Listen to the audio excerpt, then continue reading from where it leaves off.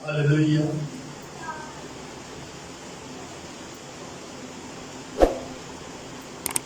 بہت ضروری بات ہے،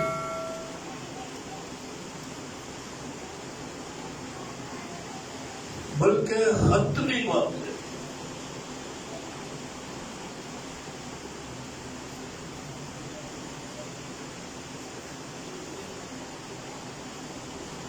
جن باتوں کے بعد ہوگا تو آسمان کی بادشاہی ہی ہوگی، اور دنیا میں اور کچھ نہ ہوگا۔ وہ باتیں میں آپ کو پڑھ کے سنانا چاہتا ہوں۔ مکاشفہ کی کتاب 5واں باب،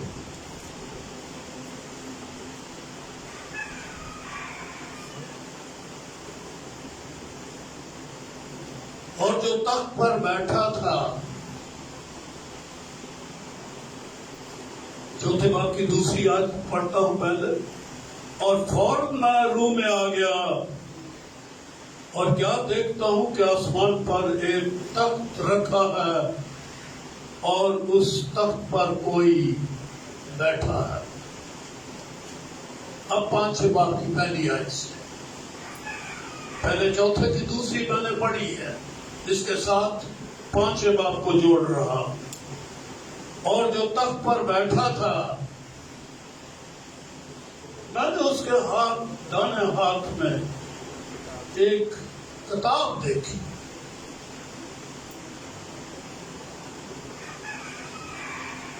جو اندر سے اور باہر سے لکھی ہوئی تھی۔ ان دنوں میں کتاب ہوا کرتی تھی، وہ جس طرح سے کپڑا لپیٹا جاتا ہے نا، رول بنایا جاتا ہے، یہ پتوں کا ایک رول بنا ہوتا تھا، کتاب کا ایک رول جس پر بھی لکھی ہوتی۔ تو اندر باہر بن گیا، ایک تو لپیٹنے والا اندر آ گیا، اور باہر والا جو ہے دوسری طرف ہو گئے۔ تو یہ اندر اور باہر سے لکھی تھی، یعنی یہ رول دونوں اطراف پر لکھا ہوا تھا۔ یہ نہیں کہ ایک طرف ہے اور باقی دوسری طرف خالی، نہیں، کتاب کے دونوں طرف اندر اور باہر لکھی ہوئی تھی، اور اسے 7 مہریں لگا کر بند کیا گیا تھا۔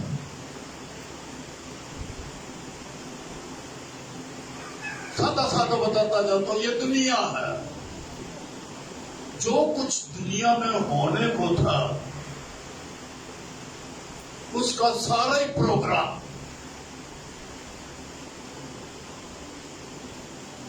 وہ منصوبہ بندی، پروگرامنگ ساری، کہ دنیا کیسے شروع ہوگی اور کیسے ختم ہوگی، اور ان زمانوں میں، ان سالوں میں دنیا میں کیا کیا کچھ واقع ہوگا۔ یہ دنیا کے پروگرام کی کتاب تھی، اور 7 مہروں سے خدا نے لکھ کے پروگرام بنائے عالم کے وقت سے اس نے لکھ دی یہ کتاب۔ یہ کتاب بنائے عالم کے وقت سے لکھی گئی، اس کے ارادے، اس کے خیال، اس کا سوچ، اس کے پروگرام، کہ اس دنیا میں کیا کیا کچھ ترتیب وار ہوتا جائے گا۔ یہ کتاب تھی، شروع سے لے کے آخر تک کا جو کچھ ہونا تھا، تمہاری ساری ہسٹری، ساری جنگیں، ساری قومیں اور ان کا انجام، یہ سارا اس کتاب میں لکھا ہوا تھا۔ لکھ کے خدا نے اس کتاب کو 7 مہریں لگا کے بند کر دیا تھا، کہ اس پروگرام کو کون چلائے گا جو اس کتاب میں لکھا ہوا ہے۔ آپ سمجھ گئے یہ کتاب کیا ہے؟ کہ جو کچھ خدا نے پروگرام بنایا اس کائنات کے لیے، اس نے کتاب میں لکھ کے، ابھی کچھ نہیں بنا تھا، پہلے کتاب لکھ دی، اس نے پروگرام پہلے بنا دیا۔ کوئی چیز نہیں بنی تھی، پہلے یہ کتاب لکھی گئی، خدا نے اسے موروں کے ساتھ بند کر دیا. آگے پڑھ رہا. پھر میں نے ایک اور زوراور فرشتہ کو بلند آواز سے یہ منادی کرتے دیکھا کہ کون اس کتاب کے کھولنے اور اس کی موریں توڑنے کے لائق ہے. اور کوئی شخص آسمان پر یا زمین پر یا زمین کے نیچے اس کتاب کو کھولنے یا اس پر نظر کرنے کے قابل نہ نکلا. کون اس کتاب کے پروگرام کو چلائے گا؟ جب قومیں بکھریں گی، جنگیں ہوں گی، کون سنبھالے گا جنگوں کو؟ جزیرے کس طرح سے بنیں گے، ان کو کیسے آباد کیا جائے گا، پھر وہ کیسے برباد ہو جائیں گے؟ سمندر کی لہریں اٹھیں گی اور وہ ساری دنیا کو لپیٹ میں لے لے گی. کس کے ہاتھ میں یہ قدرت ہے کہ یہ سارے سمندروں اور زلزلوں کو یہ سنبھالے گا، پاڑے گا؟ اس دنیا کا مینجمنٹ کون کرے گا؟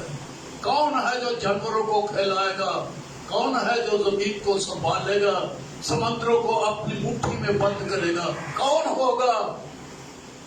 کوئی نہ نکلا، نہ آسمانوں میں نہ کوئی نہ.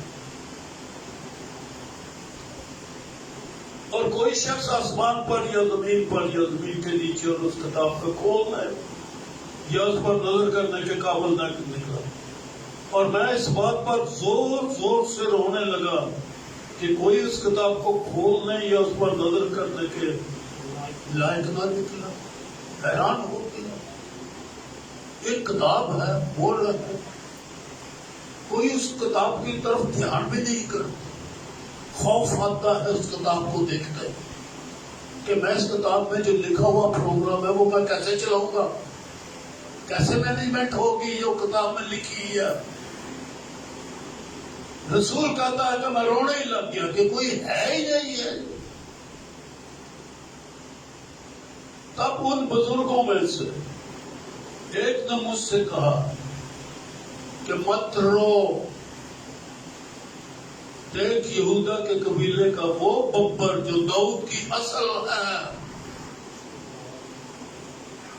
اس کتاب اور اس کی ساتوں موروں کو کھولنے کے لیے. لفظ کیا ہے جی؟ ایویں نہیں بندے نے کہیں مقرر کر دیتا لے بھائی تو ووٹ پروگرام لا.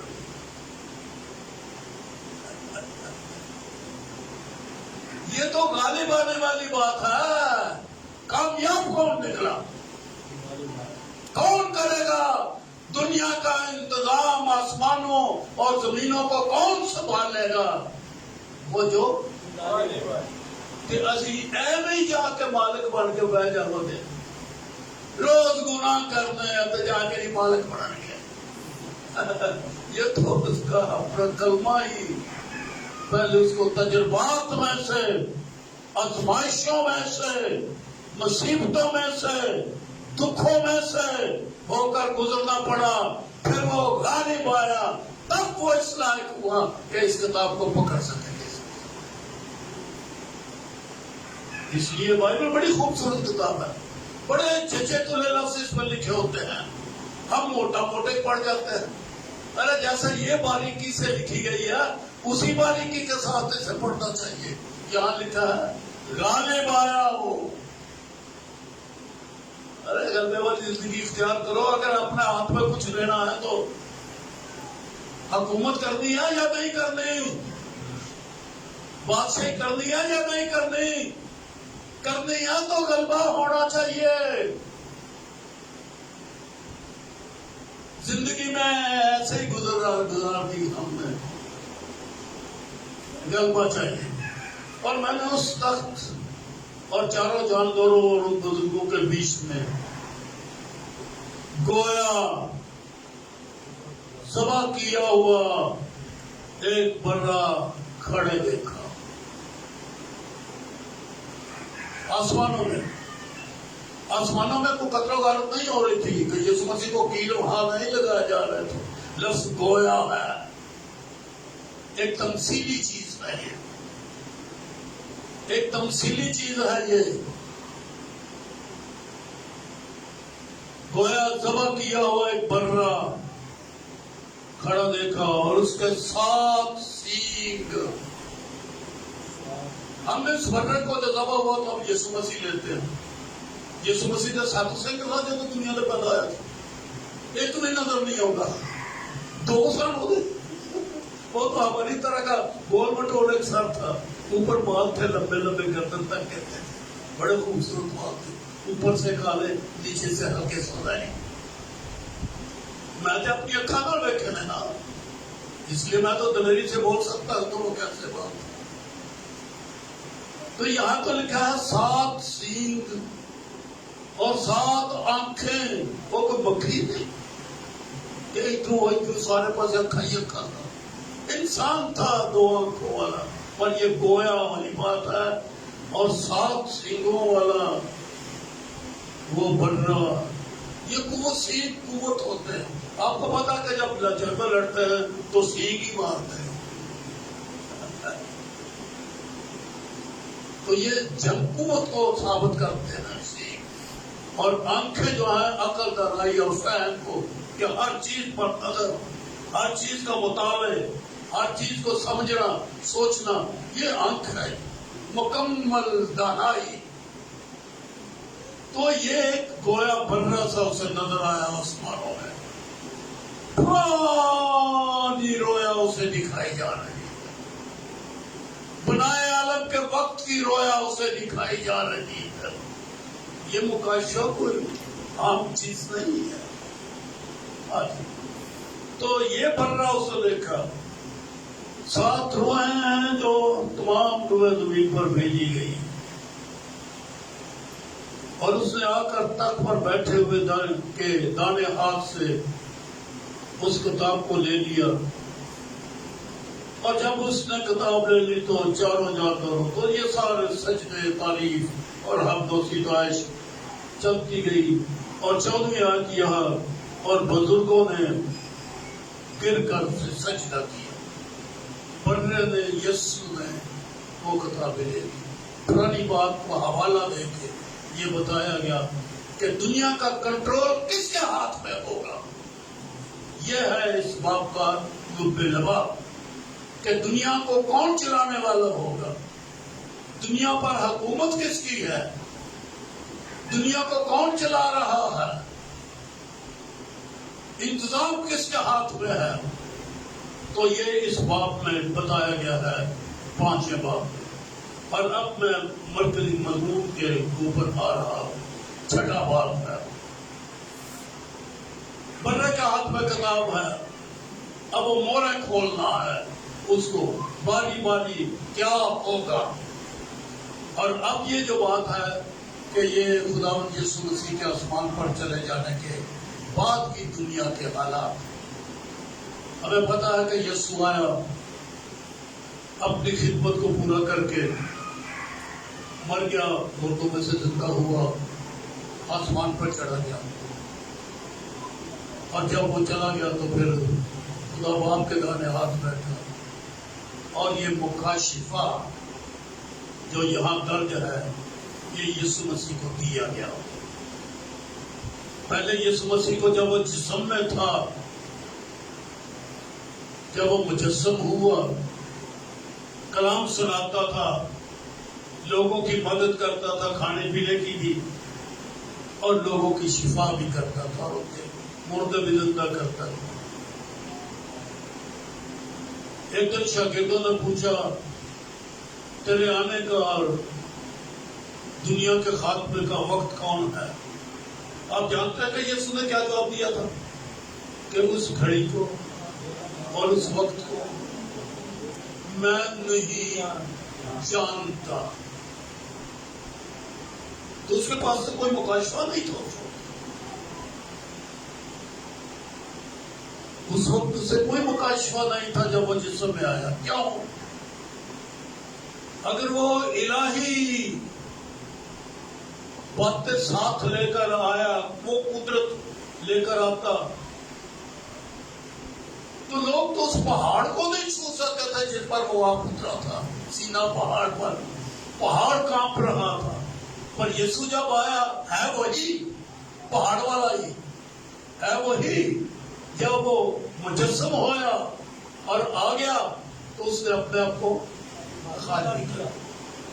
فلپیوں کے دوسرے باب میں لکھا ہے کہ اگرچہ کہ وہ خدا کی صورت پر تھا، خدا کے برابر ہونے کو قبضہ میں رکھنے کی چیز نہ سمجھا اور اپنے آپ کو خالی کر دیا، لیکن جب وہ باپ کے دانے ہاتھ جا بیٹھا ہے تو اسے خدا نے مکاشفہ دیا۔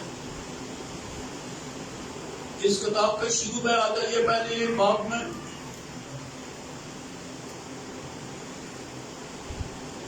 اوپر ہیڈنگ کیا ہے؟ یوحنا عارف کا مکاشفہ۔ یہ ہم نے اس کتاب کا ہیڈنگ دیا ہے ترجمہ کرنے والوں نے جب یہ لکھی گئی، لیکن پہلی آیت کیا ہے؟ پہلی آیت ہے یسوع مسیح کا مکاشفہ۔ اوپر کیا ہے اور نیچے کیا ہے؟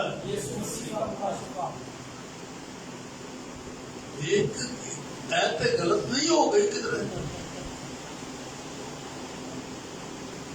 ہیڈنگ یہ انسانوں نے دیا کہ یہ کتاب کا لکھنے والا کون ہے، لیکن خدا کی طرف سے جو یوحنا کو بتایا گیا وہ یہ تھا یسوع مسیح کا مکاشفہ، جو اسے خدا کی طرف سے ہوا، یسوع مسیح کو ہوا مکاشفہ۔ یہ یسوع مسیح کا ہے، یہی لکھا ہے جی، میں نے اپنی طرف سے تشریح تو نہیں کی، یہ یوحنا عارف نے خود لکھا تھا۔ یسوع مسیح کا مکاشفہ جو اس میں خدا کی طرف سے اس لیے ہوا کہ اپنے بندوں کو باتیں دکھائے جن کا جلد ہونا ضرور، اس نے اپنا فرشتہ بھیج کر اس کی معرفت اپنے بندہ یوحنا پر ظاہر کیا ہے۔ یسوع مسیح کا مکاشفہ لیکن ظاہر کس پر ہوا؟ یوحنا عارف پر یوحنا کا بھی مکاشفہ ہو گیا ہے یسوع کا، پر کرایا یوحنا کا، یوحنا ہمیں بتا رہا ہے۔ تو یہ باتیں بتائی گئی ہیں کہ پھر میں نے دیکھا کہ برہ نے ان 7 موروں میں سے ایک کو کھولا، چھٹا بات، اور چند داردوں میں سے ایک کی گرج کی سی آواز سنی کہ آ، اور میں نے نگاہ کی تو کیا دیکھتا ہوں کہ ایک سفید گھوڑا ہے اور اس کا سوار کمان لیے ہوئے ہے، اسے ایک تاج دیا گیا اور وہ فتح کرتا ہوا نکلا تاکہ اور بھی فتح کرے۔ اس آیت کے اوپر دنیا کی سوچیں دو ہو گئی ہیں۔ مجھے نہیں پتا کہ آپ کی سوچ کے ہیں، دونوں سوچیں آپ کے سامنے میں بیان کرنے لگا۔ شروع میں تو لوگ یہی سوچا کرتے تھے کہ یہ سفید گھوڑے والا یسوع مسیح ہے، شروع کلیسیا یہ مانتی تھی۔ پھر ماڈرن دنیا آ گئی اور بڑے بڑے عالم پیدا ہو گئے، بڑے بڑے مفسر پیدا ہو گئے، انہوں نے PhD کر لی، وہ ڈاکٹر ہو گئے، ڈاکٹروں کے ڈاکٹر ہو گئے، 15 ڈاکٹریٹ انہوں نے حاصل کر لی۔ پھر سوچیں بدلنے لگی کہ یہ ڈاکٹر بن گئے ہیں تو کوئی نئی چیز تو دسیے۔ پھر سوچ یہ بن گئی جی کہ یہ خداوند یسوع نہیں ہے، یہ شیطان ہے۔ کتابیں لکھی ہوئی ہیں، کمنٹریاں لکھی ہوئی ہیں، پاکستانیوں نے بھی کتابیں، ایک پادری جہانگیر ہوا کرتے تھے یہیں پر، یہ گجرالہ میں رہے، یہاں پر بھی کھوکھر میں وہ پادری رہے، آج کل وہ کراچی میں ہے، بہت ضعیف ہو گئے ہیں۔ انہوں نے بھی ایک کتاب لکھی مکاشفہ کے اوپر اور اس میں یہ لکھا کہ یہ شیطان ہے۔ میں نے اپنے کانوں سے ایک گورے کو یہ تعلیم دیتے ہوئے سنا، لاہور میں FGA کے بائبل اسکول میں، وہ جو گراؤنڈ ہے اس میں وہ بات کر رہا تھا اور کہنے لگا سویڈن سے وہ آیا تھا، اسٹینلے شوبرگ، स्टैनले शोबर्ट ये मुनादी कर रहा था कि ये शैतान है। सारा पाकिस्तान कहने लगा कि ये शैतान है। गोरा आके तालीम दे फिर असी ना मनी है। गोरा जो तालीम दे तो फिर मंगनी ही पै जाती है। फिर पाकिस्तानियों ने मान लिया कि ये शैतान है। मुझे ये बताओ, अब मैं दूसरी बात करने लगा, दलील देने लगा। अच्छा पहले उनकी बात कर दूं, क्यों कहते हैं शैतान? इस सफेद घोड़े वाले सवार को शैतान लोग क्यों कहते हैं? यहां लिखा हुआ है, बड़ी पक्की दलील दे रहे हैं। आप भी कायल हो जाएंगे। जब सारा पाकिस्तान कायल हो गया तो हम किस बाप की मूली हैं? हम भी कायल हो जाते हैं। ये लिखा है। और उसका सवार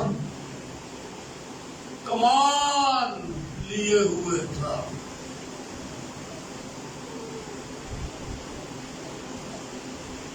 दलील ये देती है दुनिया। सुन रहे हैं आप? किसी को नींद तो नहीं आई? जरा गौर से सुनिए बहने, खास तौर पर दलील ये देते हैं कि यीशु मसीह के पास तो तलवार है। यीशु मसीह के पास कमान कोई नहीं। यीशु मसीह के हाथ में तलवार है, पर ये जो सवार है इसके हाथ में तलवार नहीं बल्कि क्या है? कमान है। और उस कमान से वो दूर ही से तीर फेंकता है। ये दलील है जी।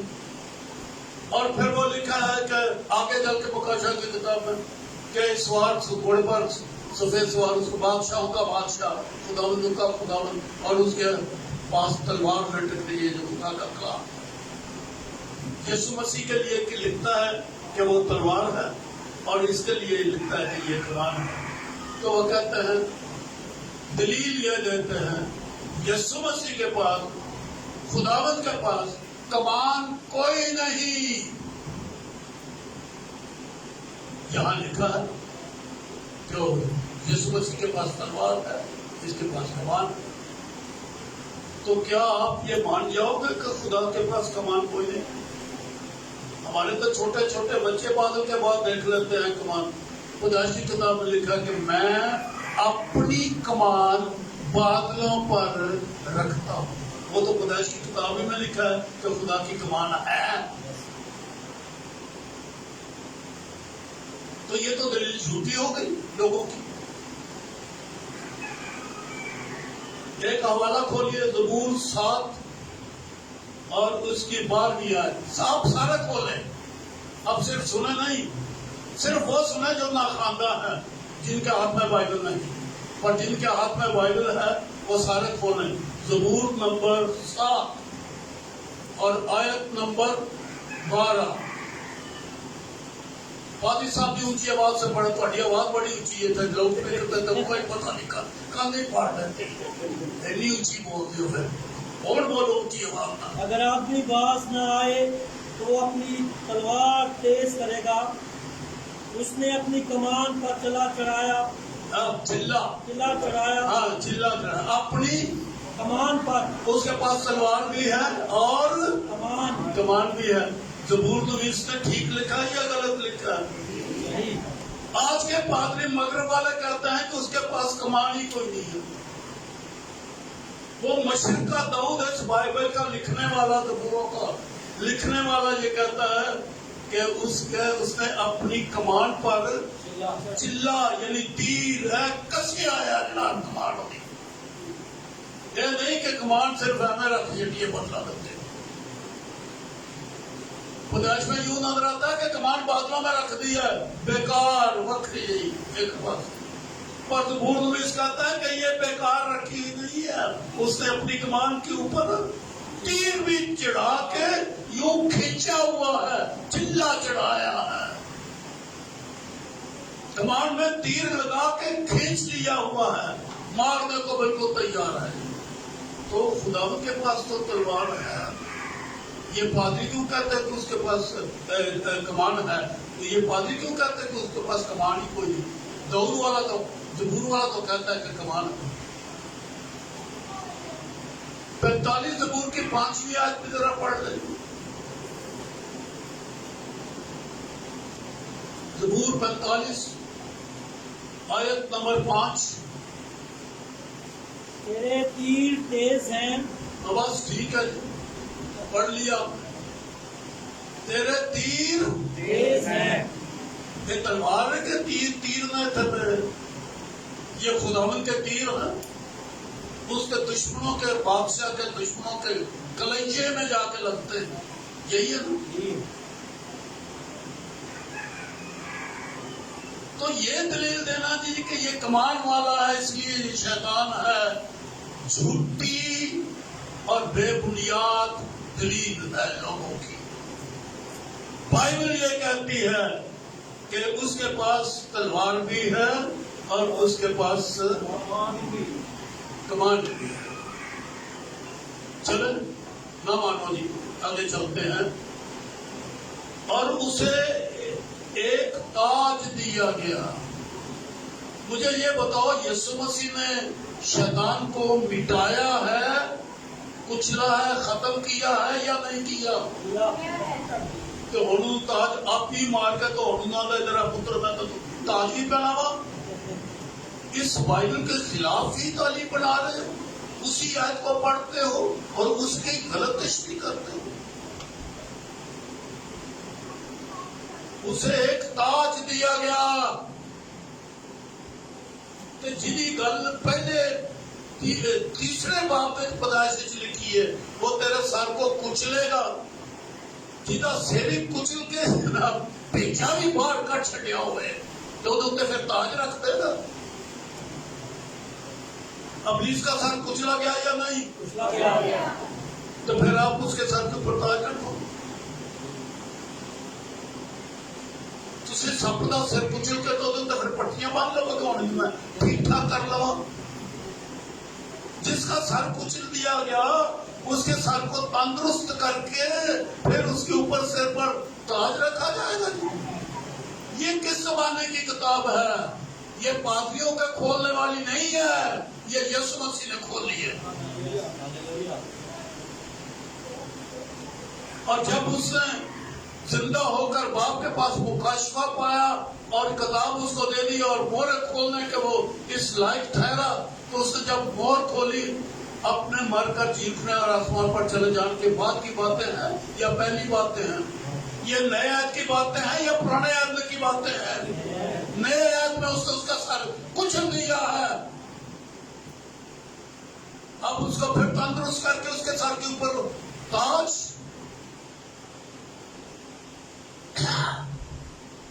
اسے تاج دیا گیا.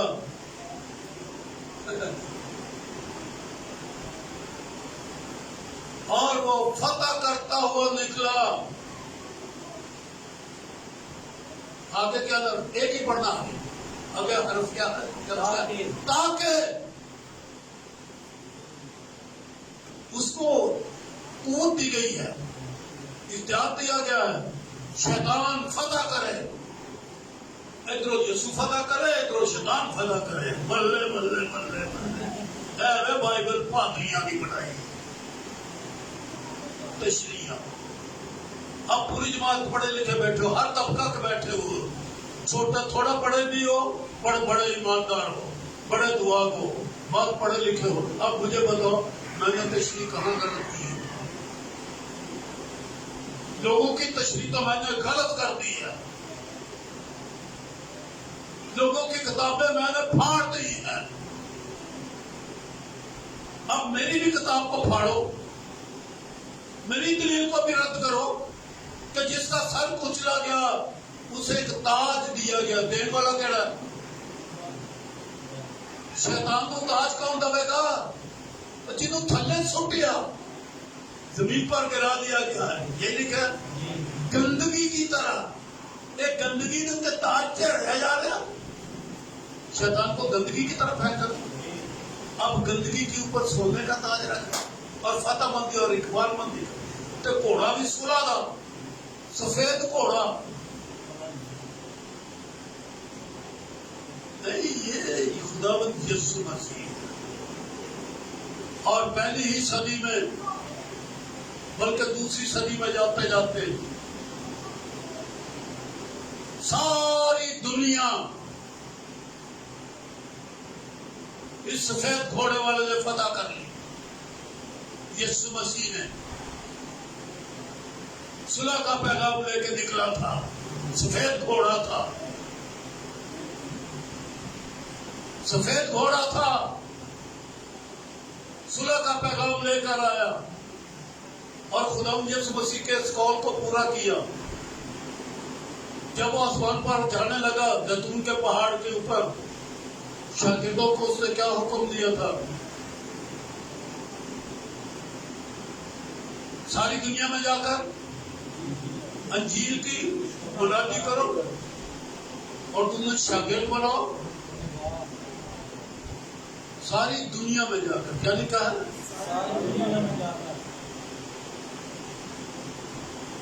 اور انہیں باپ اور بیٹے اور روح القدس کے نام سے بپتسمہ دو.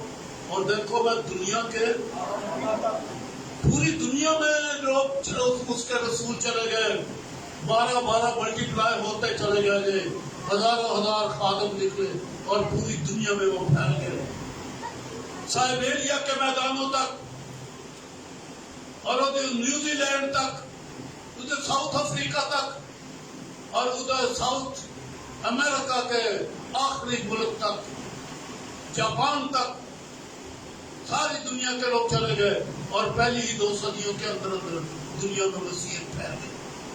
یہ خدا کے قول کے مطابق رسولوں نے پھیلا دیا، مسیحیت پھیل گئی. سو یہ ہے جی پہلی مور، ہو چکا ہے یہ کام. یہ یسوع مسیح کے شاگرد نکلے اور وہ صلح کا پیغام لے کے گئے اور یسوع مسیح نے ساری دنیا کو فتح کر لیا اور 3 صدی تک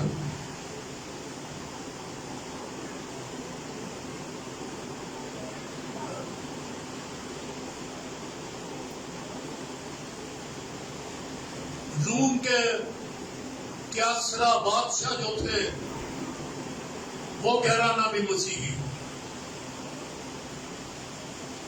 چھوٹے بڑے بہت مسیحی ہو گئے. تب یہ وقت آیا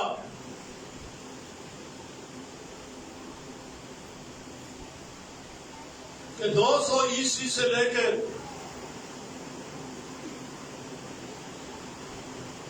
300 عیسوی تک، پہلے 2 صدیاں تو ہو گئی، پھر جب 200 مکمل ہو گئے یا تقریباً مکمل ہو گئے،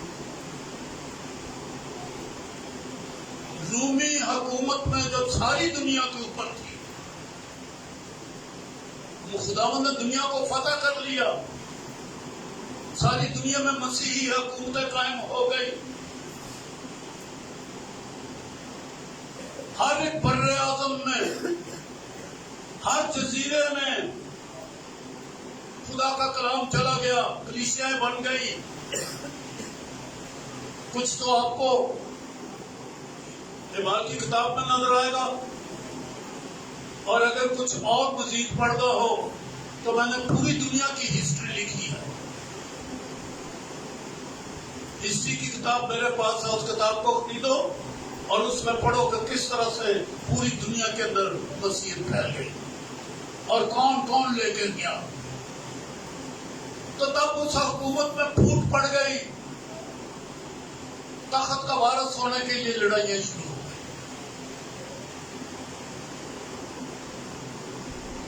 اور یہ دوسری مور کھل گئی. 200 عیسوی سے لے کے 300 عیسوی تک جنگ رہی. پھر اس کے بعد جب جنگ ختم ہو گئی 100 سال کے بعد تیسری مور کھول لی گئی، اور چونکہ جنگ ہو گئی تھی، 100 سال جنگ رہی، پوری دنیا میں سخت کال پڑ گیا. اور لکھا ہے نا، جب اس نے تیسری مور کھولی تو میں نے تیسرے جاندار کو یہ کہتے سنا کہ آ، اور میں نے نگاہ کی تو کیا دیکھتا ہوں کہ کالا گھوڑا اور اس کے سوار کے ہاتھ میں ترازو تھا، کاٹ پڑ گیا، اور میں نے گویا ان چاروں جانداروں کے بیچ میں سے ایک آواز آتی تھی، گیہوں دینار کے سیر پر اور جو دینار کے 3 سیر۔ دینار اس وقت سونے کا ہوتا تھا، ایک سیر کنک سونے کے دینار کی، جو اس وقت کئی ہزار کا ہے۔ ایک سیر اتنا زبردست کال پڑ گیا، دنیا کال سے بڑھ گئی۔ پھر چوتھے نے مہر کھولی تو میں نے چوتھے دار کو یہ کہتے سن کے آ، اور میں نے نگاہ کی تو دیکھتا ہوں کہ ایک زرد گھوڑا نکلا اور اس کے سوار کا نام موت ہے، اور عالم روز کے پیچھے پیچھے، اور اس کے چوتھائی زمین پر اختیار دیا گیا کہ تلوار کال وار میں 4 موریں کھلنے تک یہ دنیا برباد ہو گئی، ساری حکومت وہ ختم ہو گئی، اور یہ 400 سال تقریباً ہو گئے، اور جو روم کی حکومت تھی کمزور ہو گئی، 2 ٹکڑے ہو گئے، اور پھر ہوتے ہوتے ختم ہو گئی، اور پھر وہاں پر حکومت قائم ہو گئی پوپوں کی، پوری دنیا کے اوپر پھر وہ حکومت کر رہے۔ میں یہ آیتیں اس لیے پڑھ رہا ہوں کہ لوگ مجھے پوچھتے ہیں ان کیڑی مور کھلن نہیں ہے، میں کہتا ہوں پہلی بھی کھل گئی ہے، دوسری بھی کھل گئی ہے، تیسری بھی کھل گئی ہے، چوتھی بھی کھل گئی ہے، اور اب 5ویں مور کو میں نویں آیت سے پڑھنے لگا۔ کھولیے جی، اور جب اس سے 5ویں مور کھولی تو میں نے قربان گاہ کے نیچے ان کی روحیں دیکھی جو خدا کے کلام کے سبب سے گواہی پر قائم رہنے کے بعد مارے گئے تھے۔ وہ بڑی آواز سے چلا چلا کر بولی کہ اے مالک، اے قدوس و برحق، تو کب تک انصاف نہ کرے گا اور زمین کے رہنے والوں سے ہمارے خون کا بدلہ نہ لے گا؟ اور ان میں سے ہر ایک کو سفید جامہ دیا گیا، اور ان سے کہا گیا تھوڑی مدت آرام کرو، ایک دم نہیں، اور ایک مدت، ایک چھوٹی سی مدت، کئی 100 سال آرام کرو، جب تک کہ تمہارے ہم خدمت بھائیوں کا بھی شمار نہ ہو جائے اور بھی شہید نہ ہو جائے۔ یہ 5ویں مہر ہے جی، جو مسیحیوں کے شہید ہونے کی مہر ہے۔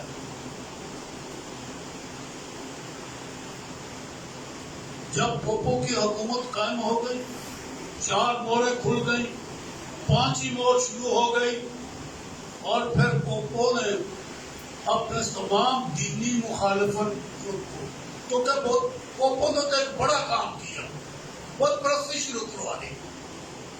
یہ ایک بہت بڑا کارنامہ ہے، برا کام جو پوپوں نے کیا کہ بتوں کی پوجا انہوں نے چھاپ لگا دی، بت پرستی کی 666 کی چھاپ لگانی انہوں نے شروع کر دی، یہ بت پرستی کی چھاپ ہے۔ تو وہ جو بت پرستی کے خلاف خدا کے بندے ایماندار ان صدیوں میں پیدا ہوتے رہے۔ کون سی صدی؟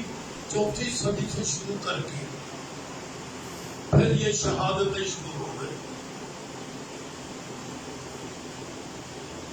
50 کروڑ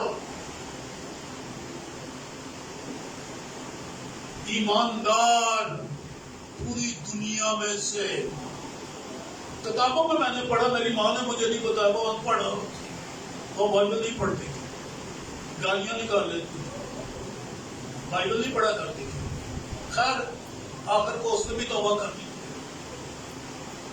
تو میں نے کتابوں میں پڑھا ہے 50 کروڑ ایمانداروں کو ان پوپوں نے قتل کروا دیا، باری باری ان سالوں میں۔ کب سے؟ 4تھی صدی سے شروع کر کے 16ویں صدی تک یہ قتل ہی کرواتے رہے۔ 1200 سال تک قتل و غارت انہوں نے جاری رکھا، 50 کروڑ مسیحی انہوں نے قتل کیا۔ یہ تو تھا کام پوپیت کا، پوپوں کی بادشاہی کا، پوری دنیا کے اندر، یعنی کہ ایک شہر میں، روم میں نہیں، پوری دنیا مشرق سے مغرب تک، شمال سے جنوب تک، پوری دنیا میں 50 کروڑ مسیحی ایماندار انہوں نے قتل کروائے. اور 6 صدی میں جب اسلام آیا 630 میں، غالباً 7ویں صدی شروع ہو گئی، تو اسلام کے آنے کے بعد تو پھر تو جی لاکھوں کی تعداد سے مسلمانوں نے تلوار کی دھار سے دنیا کو فتح کیا. اسلام آیا اور 150 سال تک یہ اسلام جو ہے دنیا کو تلوار سے قتل کرتا رہا. بڑے شہید ہوئے. یہاں کہا گیا انتظار کرو، ابھی اور شہید ہونے والے ہیں. اور آج تک آپ دیکھتے ہیں کہ ہر ملک میں مسیحیوں کو ستایا جاتا ہے اور کتنے شہید ہوتے ہیں. ہمارے ملک میں چھوٹے چھوٹے بچوں کو شہید کر دیا جاتا ہے، عورتوں کو شہید کر دیا جاتا ہے. تو یہ مسلمان ایسا کر رہے ہیں، دہشت گرد ایسا کر رہے ہیں. اور پورے نیپال میں کیا ہوتا ہے، انڈیا میں کیا ہوتا ہے، برما میں کیا ہوتا ہے، اور یورپ میں کیا ہوتا ہے، اور سعودیہ اور دوسری جگہ جگہ پہ پوری دنیا میں، جب تک اور شہیدوں کا شمار نہ ہو جائے. یہ 5ویں مہر کھلی ہوئی تھی. کب کھلی؟ 4تھی صدی سے شروع ہو گئی اور اب تک یہ مہر کھلی ہے. دنیا میں شہادتیں ہو رہی ہیں. لکھا کہ تھوڑی مدت آرام کرو. یہ کافی لمبے سال ہے. پھر 12ویں آیت پڑھ رہا ہوں. اور جب اس نے 6ٹھی مہر کھول لی تو یہ دھیان سے ذرا سن لیں، میں یہاں پر ختم کر دوں گا. تو میں نے دیکھا کہ ایک بڑا بھونچال آیا اور سورج کمل کی مانند ہو گیا اور سارا چاند خون سا ہو گیا اور آسمان کے ستارے اس طرح زمین پر گر پڑے جس طرح سے آندھی کے زور سے ہل کر انجیر کے درختوں سے کچے پھل گر پڑتے ہیں. اور آسمان اس طرح سر گیا جس طرح مکتوب لپیٹنے سے سک جاتا ہے، اور ہر ایک پہاڑ اور ٹاپو اپنے جگہ سے ڈل گیا. اور زمین کے بادشاہ، امیر اور بادشاہ، سردار، مالدار، زوراور اور تمام غلام اور آزاد پہاڑوں کی غاروں اور چٹانوں میں جا چھپے اور پہاڑوں اور چٹانوں کو کہنے لگے کہ ہم پر گر پڑو اور ہمیں اس کی نظر سے جو تخت پر بیٹھا ہے یعنی برہ اور برہ کے غضب سے بچا دو، کیونکہ ان کے غضب کا روز عظیم آ پہنچا. اب کون ٹھہر سکتا ہے روز عظیم؟ سو خلاصہ یہ 4 مہریں تو 4تھی صدی تک کاپتے آتے، 4 گھوڑے، 4 مہریں یہ کھل گئی. پیچھے بالکل اب مڑ کے نہ دیکھو. یہ سارے کام، یہ دنیا کی کتاب ہے، دنیا کا نظام جس نے اپنے ہاتھ میں لیا. یہ سارے کام ہو چکے ہیں. 5ویں مہر بھی 4تھی شروع سے لے کے اور آج تک یہ کھلی ہوئی ہے، اور تقریباً جو جتنے شہادتیں ہونی تھی بہت ہو چکی ہیں. یہ 5ویں مہر بھی تقریباً ختم ہو گئی. اب دنیا کے قانون سے بن گئے. 6ٹھی مہر اب کھل رہی ہے، بلکہ آغاز ہو گیا ہے. یہ 6ٹھی مہر ہے. 7ویں تو بعد میں جائے گی نا، اس کا ذکر اور ہے، لیکن یہ 6ٹھی مہر اب کھلنے والی. لوگ پوچھتے ہیں یا آپ اپنے دل میں سوال کرتے ہیں اب کون سی مہر کھل رہی ہے؟ تو اس کا جواب بائبل میں یہ لکھا ہے کہ یہ وہ ہے جب جنگیں ہوگی، فوجیں اکٹھی ہوگی، اور اس کی ساری وضاحت یہ 6ٹھی مہر کی 6ٹھے نرسنگے کی صورت میں، 6ٹھے پیالے کی صورت میں، اور 7ویں بادشاہ کی صورت میں، ساتوں سے 7ویں بادشاہ اوپیت کی عہد حکومت میں، اور 8 بادشاہ کی. اب یہ مہر جو ہے یہ کھل چکی ہے، جنگ ہونے والی ہے. باقی آپ بائبل میں گھر میں جا کے پڑھیں. یہ 7 نرسنگے کا بیان آپ اپنے گھر میں جا کے 8ویں باب میں پڑھ لینا، اور پھر آگے نرسنگے کا بیان 16ویں باب میں پڑھ لینا. پیالوں کا بیان 8واں باب اور 16واں باب گھروں میں پڑھنا، ساری تصویر آپ کے سامنے آ جائے گی. دریا فرات کا پانی سوکھ گیا ہے، بڑا تھوڑا تھوڑا پیچھے ڈیم بن گیا نا. اب فوجیں اس راستے سے وہ وہاں پر ایشیا کوچک میں، یعنی جہاں پر یہ 7 حکومتیں ہیں، اکلیسیائیں ہیں نا، وہ والا ملک اس پر آئے گی، یہاں تک پہنچے گی. ترکی کا ملک ہے، اور اس راستے سے بحر روم کے سمندر کے کنارے کنارے ہر مجدور کی پہاڑیوں پر کروڑوں کی فوج جمع ہونے والی ہے، اور روز عظیم آ گیا ہے. جو ہی جنگ ہوگی، فوجیں آ رہی ہیں، پیغام جا چکا ہے. ترک نے فوج بھیج دی ہے، 3 میںڈکیاں نکل چکی ہیں، اور 3 بدبوؤں کا پیغام، شیطان کا پیغام کہ اسرائیل کو ختم کر دو، یہ قوموں کے پاس پہنچ گیا ہے. روس تک یہ گیا ہوا ہے، چائنا تک گیا ہے، منصوبہ بندی ہو رہی ہے. اور جو ہی یہ ہر مزدور کی پہاڑوں پر 20 کروڑ کی فوج اور سینا کی بھاری 20 کروڑ فوج وہاں پر جائے گی، اور اسرائیل کے اوپر حملہ، زمینی حملہ شروع. اب تو جہازوں سے ہو رہا نا حملہ، اب تو جہاز بمبارڈمنٹ کرتے ہیں، پھر پیدل فوج جائے گی.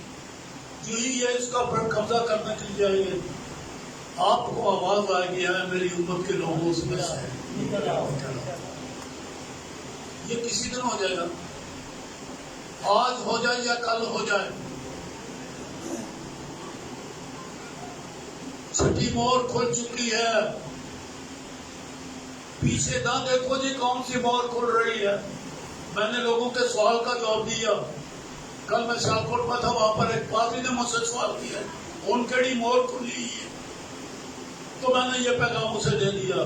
سب موریں کھل گئی ہیں، چھٹی اب کھلی ہوئی ہے، 7 ہی بعد میں کھلے گی. اب چھٹی کا زمانہ ہے، پہلے 5 موروں کو بھول جاؤ، وہ ہو چکا کام سارا. اب چھٹی مور ہے، جنگ ہونے والی ہے. آج یا کل کسی وقت بھی آپ کے کانوں میں ایک آواز آئے گی، ساروں کے کانوں میں نہیں، جن کے کان ہیں. تو جن کو سانپ نے ٹیکا لگا دیا، زہر، کیونکہ سانپ کے زہر والے کے کان بند ہو جاتے ہیں. جس کے کان بند ہیں، سانپ نے ڈنگ مارا ہوا ہے، کیونکہ سانپ کے کان نہیں ہوتے. احساسات سے صرف وہ سمجھتا ہے. تو جن کے کان ہیں وہ سن لیں گے، اے میری امت کے لوگوں، اس میں سے نکلو، آپ آسمان میں اٹھائے جانے والے. اب آپ کے سوچنے سمجھنے کا موقع ہے. کب تک سوئے رہے گی؟ اور وہ اچانک آ جائے گا. آسیہ کو سردیس کی کلیسا کو کہا کہ جاگ، نہیں تو یہ بھی جائے گا جو کچھ تھوڑا سا رہ گیا تیرے پاس. ہوش ہے تو جاگو، رسمی مسیحی نہ بنو، اصلی مسیحی بنو. خدا میں آپ کو برکت. آمین.